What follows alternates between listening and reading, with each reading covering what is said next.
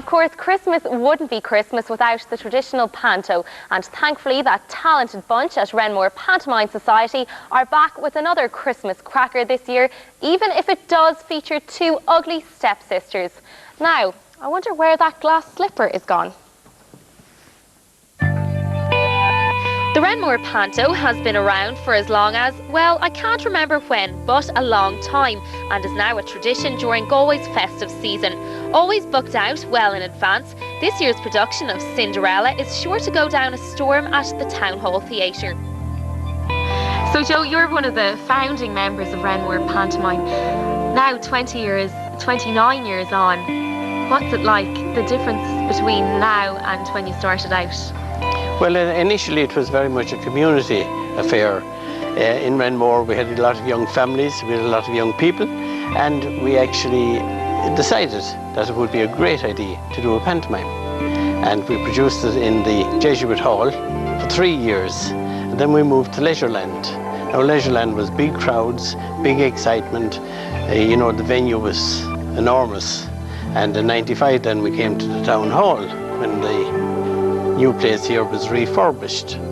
So the big difference really is that, you know, there was a lot of people in it.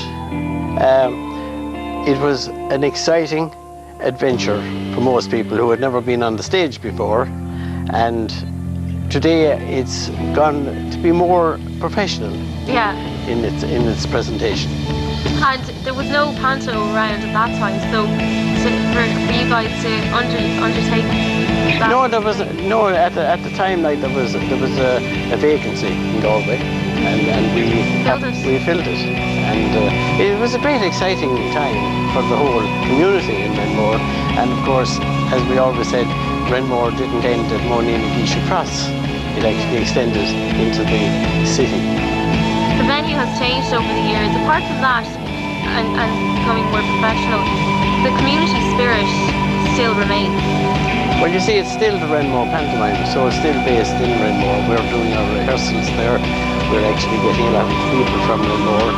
But, you know, our cast is now, we trawl the county. Indeed, we go international for some of our performers. Would you ever consider changing the name, because so many people from outside Renmore want to get involved, you know? Well, I suppose Renmore Pantomime is a brand name at this stage, and we certainly will keep the name, but that doesn't exclude anybody, because you know, when we have auditions, we have open auditions, and people come from all over the place.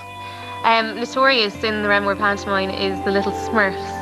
Tell me about them, how they came about. Well, the Little Smurfs started off because we all had very young children, and we got them to do something, and it grew from that. And the Smurfs, like as a group, they became very, very big, because we often had 50 or 60 Smurfs.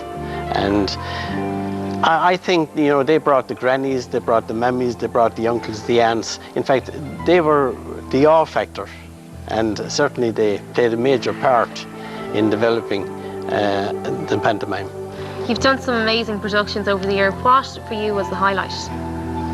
Well, the highlight is always the show that's on. Strange to say. Yeah. You know, we tend to we tend to go back in time, and you know, you keep repeating the same stories but with different scripts. Right. But I think the one we're doing is the one that's always the most exciting. So can we expect another 29 years of Renmore Panto? Well, I doubt if you'll have 29 years from Joe McCarthy, but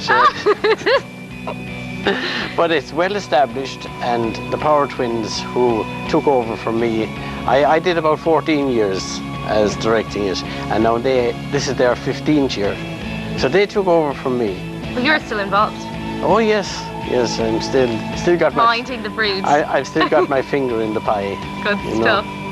So anyway, best of luck and wishing you continued success. Thank you very much. Thank you very much. And if you'd like more information on the Cinderella production, which kicks off on the 30th of December and runs until the 13th of January, then log on to townhalltheatre.com. Well, that's about it, I'm afraid, for this month's Spotlight. But before I go, if you'd like to contact me about anything featured in the programme, you can email me. My email address is grania@city.ie. But until next time, enjoy the ballet, groovy art, Cinderella and the coolest park in Galway.